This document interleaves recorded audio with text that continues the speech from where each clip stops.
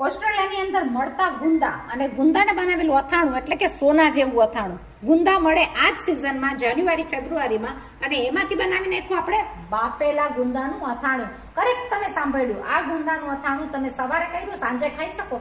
થેપલામાં લ્યો, રોટલીમાં લ્યો, તમે અલગ અલગ રસોઈની અંદર રોજ ખાવામાં લ્યો ને, આના તો જલસો, આની તો મજા ઓર જ આવી જાય. સંભાર ખાવાની મજા, એનો મસાલો, એમાં કેરીનું ખમણ, એટલે તો જલસો આવી જાય ભાઈ. તો બનાવજો આ જરૂર. કેવું સરસ મજાનું અથાણું થાય છે.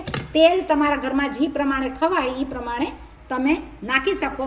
ગુંદા મળ્યા છે વાપરીએ અને સોનાની જેમ, એની સાથે નાખી છે લીલી છમ કેરીનું ખમણ. છે ને, મજા આવી જાય કે નહીં? સાચું બોલો.